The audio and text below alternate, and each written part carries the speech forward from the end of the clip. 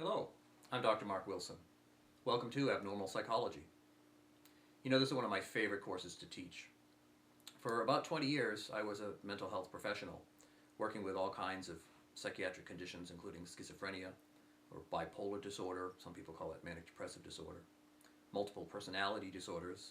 Today we call that dissociative identity disorders. Post-traumatic stress disorder, depression, anxiety. In fact, I specialized for a long time in treating people with eating disorders, anorexia, bulimia, binge eating disorder. You know, I'll never forget my first job in the field. I was still in college and I was working as a psychiatric residence counselor for a group home.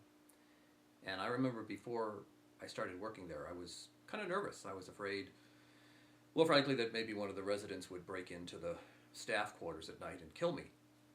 Well, it didn't take me long to realize that, in fact, I felt much safer with the psychiatric, quote, crazy people than I did even walking the streets of the city on my way to the work. But, you know, although we've come a long way in terms of removing some of the stigma that's associated with mental illness, we still tend to discriminate against people. And very often these people are the least able to really defend themselves or stand up for their own rights. We still tend to make a false dichotomy between mental illness and physical illness. We tend to see them as two separate things.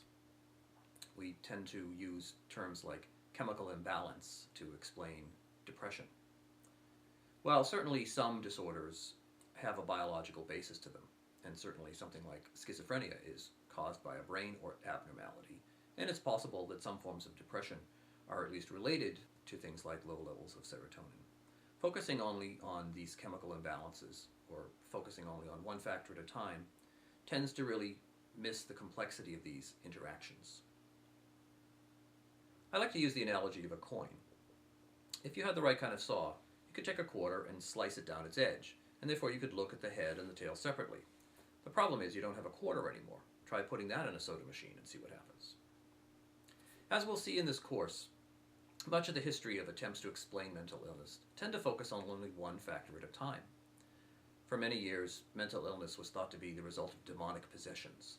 This led to treatments including exorcisms and even trephining, which is drilling a hole in the person's head to let out the evil spirits. The ancient Greek physicians believed that physical and emotional disorders were caused by an imbalance among our four bodily fluids: blood, black bile, yellow bile, and phlegm. Our modern notion of depression as being caused by a chemical imbalance is really sort of the same idea. While a neurotransmitter like serotonin is a much more complex bodily fluid, it's the same concept. For many years, psychiatrists believed that schizophrenia was caused by bad parenting. Of course, it was the mom who got all the blame. There was for a long time the term schizophrenic mother, which literally means your mother makes you schizophrenic. And while I can assure you that even though you might feel that sometimes your mother drives you crazy, that's not enough to in fact cause schizophrenia. All of this is a kind of disclaimer. Call it truth in advertising. Throughout the course, you may tend to get the impression that we have a full understanding of the depth and breadth of the causes and course of psychiatric illnesses. I can assure you that we do not.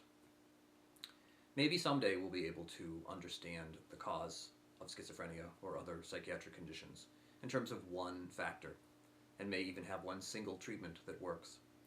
But today it's very important to understand that psychiatric conditions are what we call multi-causal. That is, they're caused by an interaction of a complex set of factors, including biological factors and psychological factors, and even the social factors.